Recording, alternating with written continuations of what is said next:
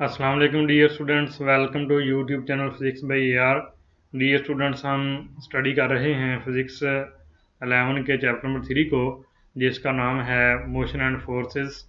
इसके अंदर हमने इससे पहले डिस्कस किया difference between speed and velocity.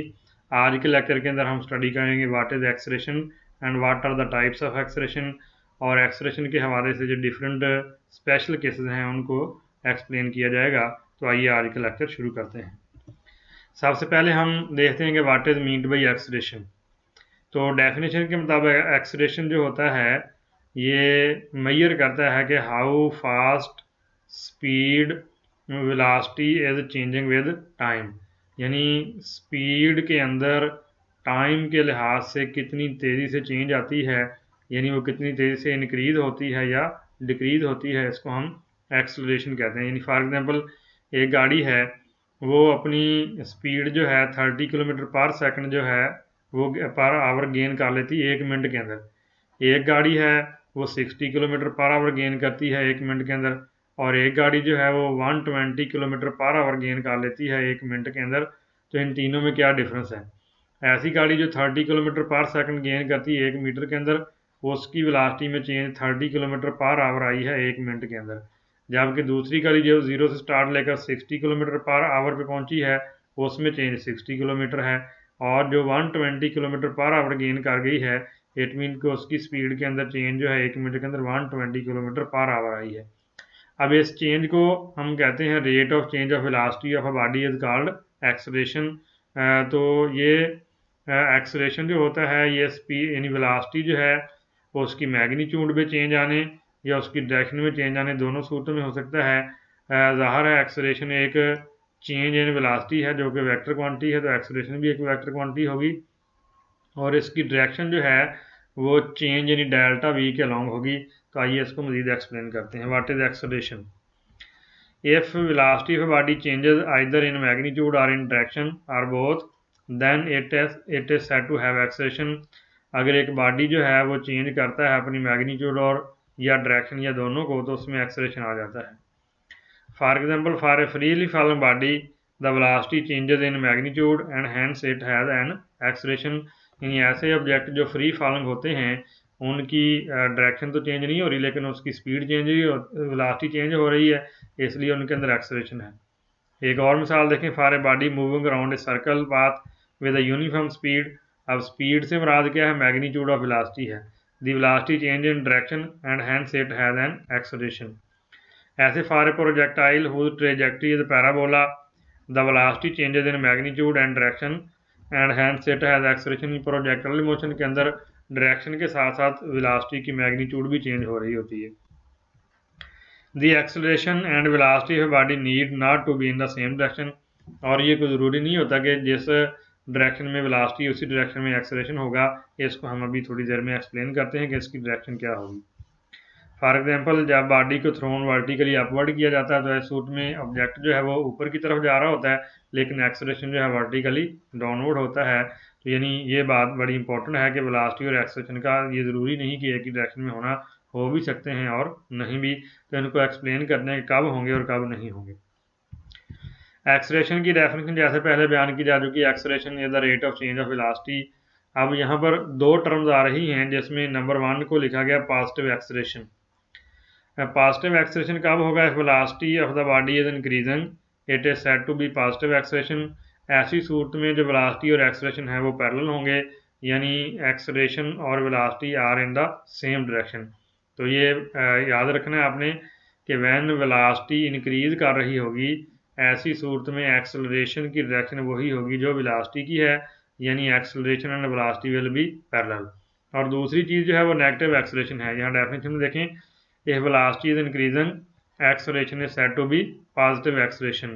In this case, acceleration is parallel to velocity। और दूसरी सूरत में अगर वेलोसिटी में कमी आ रही, velocity is decreasing, then acceleration is said to be negative.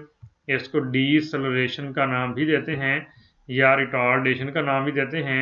ऐसी सूरत में वेलोसिटी जो है वो डायरेक्शन के एंटी पैरेलल होगी, यानी अपोजिट होगी। यानी अगर हम राइटवर्ड जा रहे हैं, वेलोसिटी राइटवर्ड है और उसको ब्रेक्स लग रही हैं, तो एक्सेलरेशन जो है बैकवर्ड डायरेक्शन में चला जाएगा।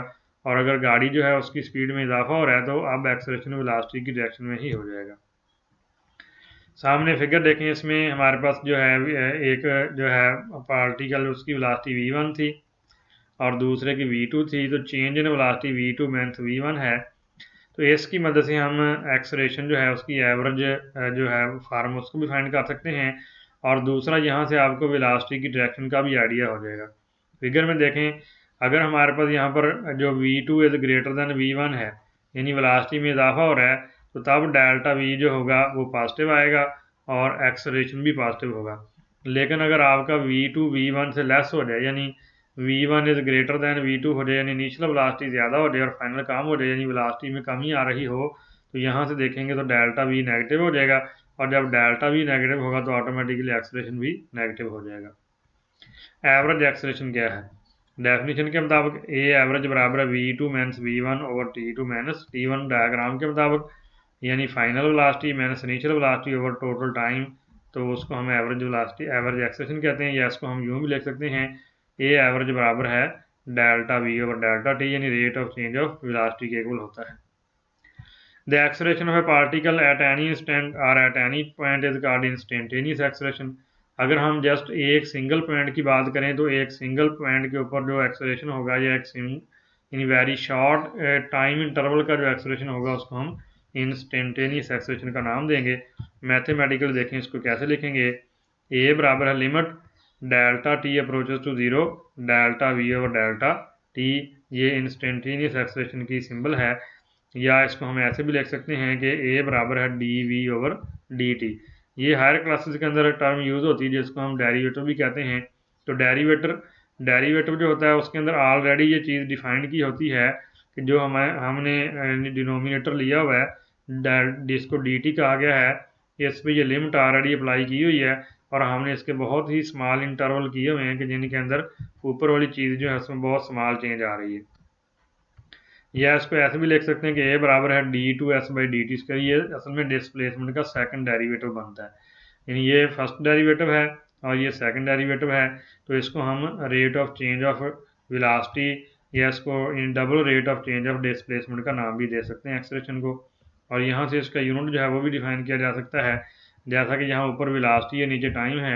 आप जानते हैं वेलोसिटी का यूनिट मीटर पर सेकंड है और टाइम का फिर सेकंड है, तो ये मीटर पर सेकंड स्क्वायर बनता है, जिसको इसके एंड पे भी एक्सप्लेन किया जाएगा।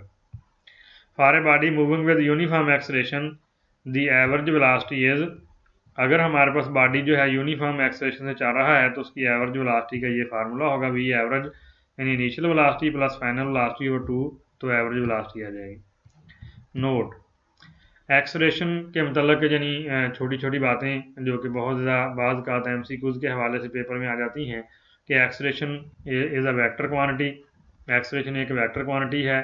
Direction of acceleration is the same as the direction of velocity of the body, और एक्सेलरेशन की डायरेक्शन उस वक्त सेम होती है जब वेलोसिटी इंक्रीज हो रही होती है। Acceleration can be either positive, zero और नेगेटिव। एक्सेलरेशन पॉजिटिव भी हो सकता है, ज़ीरो भी हो सकता है, या नेगेटिव भी हो सकता है।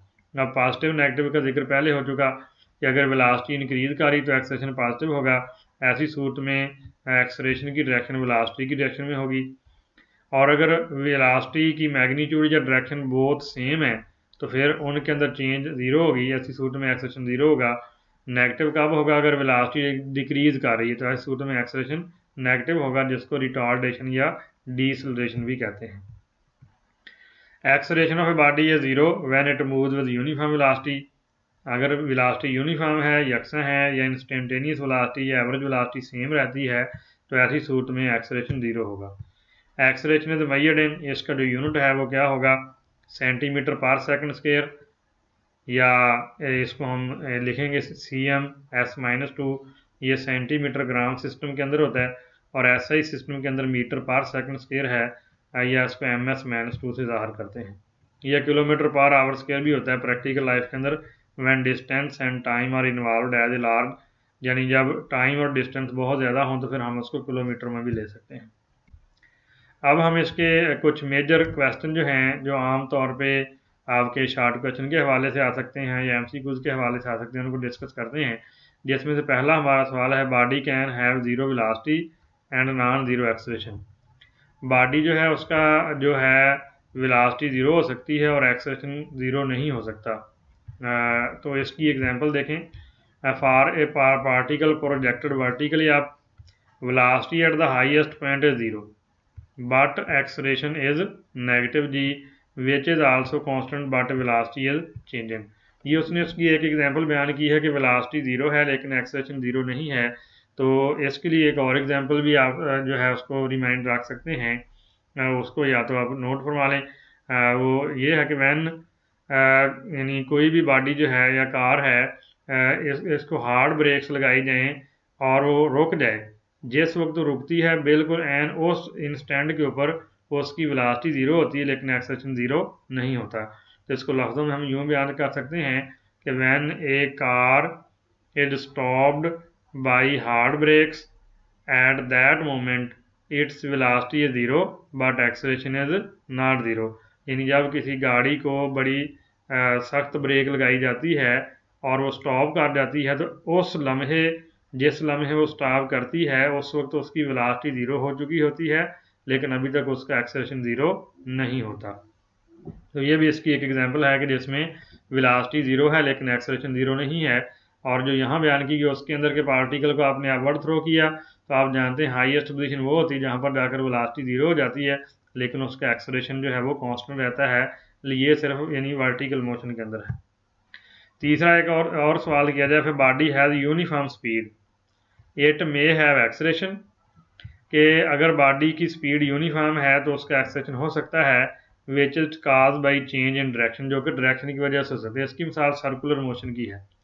फॉर एग्जांपल देखें कि यूनिफॉर्म सर्कुलर मोशन, जब ऑब्जेक्ट जो है सर्कुलर मोशन पे होता है तो अगर उसकी स्पीड यूनिफॉर्म भी रहे तो एवरी इंस्टेंट उसकी डायरेक्शन जो है वो चेंज हो रही होती है। ऐसी सूरत में भी उसके अंदर एक्सेलरेशन होता है। If a body has uniform velocity it has no acceleration, अगर बॉडी की वेलोसिटी यूनिफॉर्म है फिर उसमें एक्सेलरेशन नहीं होगा। उसकी मिसाल देखें, when a body moves with uniform acceleration along a straight line and has a distance x travelled in the nth second, then in next second it travel the distance x plus a where a is the acceleration.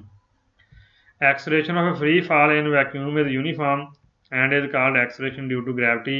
यानी space के अंदर जो चीज़ें free fall होती है जैसे satellite वगैरह हैं तो उनके अंदर जो एक्सेलरेशन है वो जी काउंट किया जाता है और उसकी वैल्यू जो है वो 980 सेंटीमीटर पर सेकंड स्क्वायर, यानी CGS सिस्टम के अंदर 980 सेंटीमीटर पर सेकंड स्क्वायर या 9.8 मीटर पर सेकंड स्क्वायर होती है सिस्टम इंटरनेशनल के अंदर। यानी SI यूनिट के अंदर जी की जो कीमत है 9.8 मीटर पर सेकंड स्क्वायर है, जबकि सेंटीमीटर ग्राम सिस्टम के अंदर 980 सेंटीमीटर पर सेकंड स्क्वायर होती है। डियर स्टूडेंट्स, आज का हमारा लेक्चर ख़त्म हुआ। अगर आपको जो मेरा लेक्चर पसंद आया तो इसको लाइक करें, शेयर करें और मेरे चैनल को सब्सक्राइब कर दें ताकि आने वाली नेक्स्ट वीडियो का लिंक जो आप तक पहुँच सके। अस्सलाम वालेकुम वरहमतुल्लाहि वबरकातुहू।